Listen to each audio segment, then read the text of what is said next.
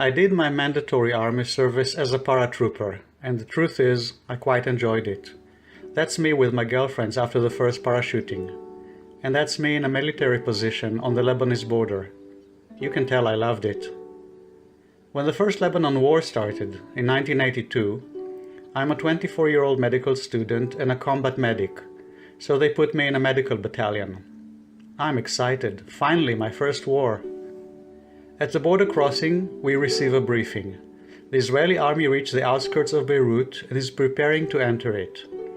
Our battalion will set up a field hospital near the Beirut International Airport and treat wounded civilians. The sights on the way are horrible. When our convoy gets close to Beirut, we are stopped on the road and warned that we are entering a town that was taken over only the day before. There are still snipers hiding in the houses, and a few hours earlier someone dropped a hand grenade from one of the balconies into an army jeep.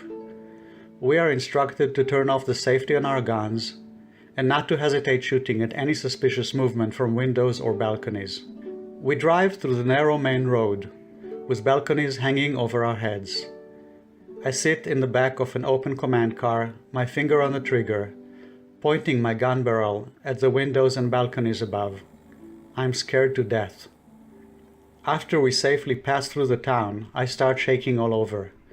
I realize that if a child looked through a window or raised his head from a balcony, I would have shot them. A few weeks later, it's night. I'm a medic on duty.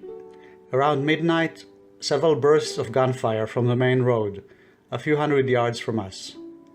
A quarter of an hour later, an army vehicle arrives, with a few soldiers and two Lebanese men, one of them badly injured with 2 bullet holes in his chest, hardly breathing.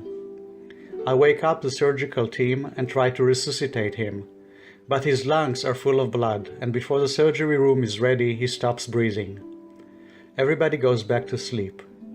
I stay with the body and the other Lebanese man, who turns out to be his brother. In broken English, he tells me that they are carpenters and that they work till late, building a reception desk in one of the hotels in the area. On the way back, they realized that they forgot their toolbox in the hotel and stopped the car to turn around and go back. Unfortunately, they stopped the car right at the entrance to an army camp, where yesterday a passing car stopped and fired a long volley into the camp. The guard at the gate saw again a car stopping and without thinking twice opened fire on it. I sit with him next to his brother's body until sunrise, mainly listening to him crying, mourning his brother, cursing the war.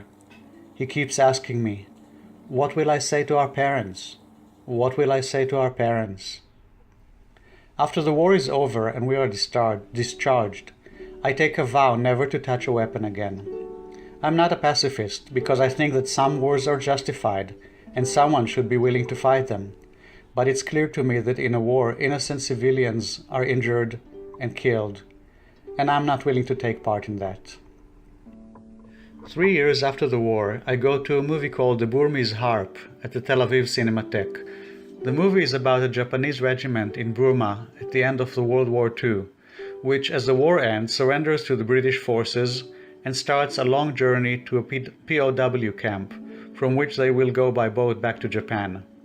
During the journey, one of the soldiers, a sensitive and gifted musician, is separated from the unit and makes his own way to the POW camp. During the solo journey, he sees hundreds of bodies of soldiers killed in the war, undergoes spiritual conversion and becomes a monk. When he finally arrives at the camp, where his comrades are waiting, he is torn between his desire to join them and return to his homeland, and his calling to remain in Burma as a monk. Then comes a scene in which he stands outside the camp barbed wire fence. His comrades try to convince him to join them, and he plays a farewell song to them, turns around and walks into the fog, never to return.